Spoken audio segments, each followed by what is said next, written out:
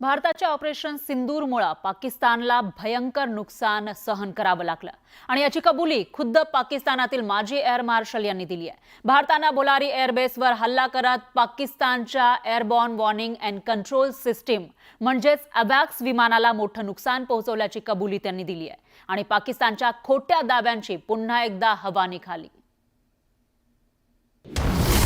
Operation सिंदूरमुळे पाकिस्तानचं भीषण नुकसान, भारताच्या कारवाईत भुलारी तळ उद्ध्वस्त, ब्रह्मोसकडून थेट अवॅक्स विमानाची शिकार, पाकिस्तानच्या माजी एअर मार्शलची कबुली।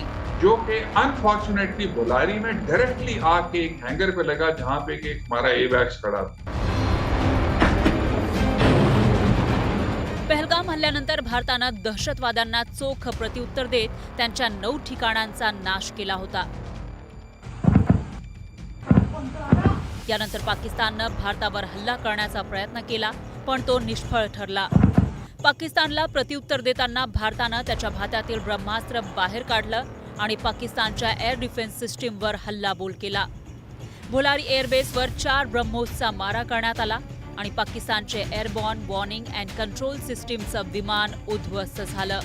पाकिस्तानचे निवृत्त हवाई दल प्रमुख मसूद अख्तर यांनी भारताच्या ऑपरेशन सिंदूर दरम्यान विमान गमावल्याची कबुली दिली आहे। ये 10 की सुबह को हुआ, बिकॉज मेरी कुछ लोगों से बात भी हुई।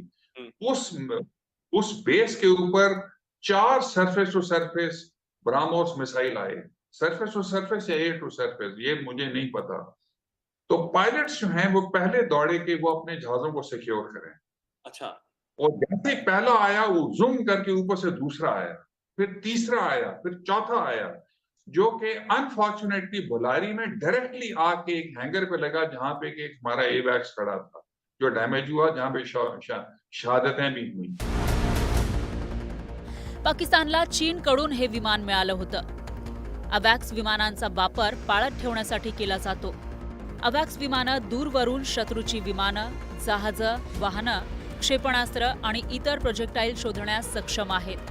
हे ऑपरेटर्सना जमिनीवर आणि हवेत असलेल्या धोक्यांना ओळखण्यास, मूल्यांकन करण्यास आणि त्यांच्यावर कारवाई करण्यास मदत करतं। अतिशय उपयुक्त आणि प्रभावी अशा या विमानाला ब्रह्मोसनं अचूक टिपलं। काही त्यांना भनक सुद्धा लागू न देता आपल्या मिसाईल्सनी किंवा रॉकेट्सनी आपल्याच एरियामधनं फायर करून त्यांना नष्ट केलं किंवा बर्बाद केलं। याचा अर्थ असा की चीनची जी एअर डिफेन्स सिस्टीम आहे ती अतिशय खालच्या दर्जाची आहे आणि याचा जो परिणाम होईल तो चीनकडनं ही एअर डिफेन्स सिस्टीम विकत घेणाऱ्या देशांवर पडेल, कारण ते देश आता याच्यानंतर ही सिस्टीम घ्यायची की नाही हा विचार करतील। कराचीपासून फक्त 100 किलोमीटर अंतरावर असलेल्या भुलारीवर भारतानं हा हल्ला केला होता। उपग्रह प्रतिमांवरून भारताचा दावा खरा असल्याचं दिसून आलं। छायाचित्रांमध्ये हँगर परिसरात मोठं नुकसान स्पष्टपणे दिसतंय। भारत पाकिस्तानमधील 4 दिवसांची लष्करी चकमक ही गेल्या 50 वर्षातील सर्वात मोठी लढाई होती। दोन्ही देशांनी एकमेकांच्या हवाई संरक्षण क्षमतेची चाचणी घेतली आणि लष्करी तळांवर हल्ला केला। यात भारतीय हल्ल्यांमुळे पाकिस्तानी लष्कर तळांचं मोठं नुकसान झालंय। अख्तर यांच्या कबुली जबाबानं त्यावर शिक्कामोर्तब झालाय।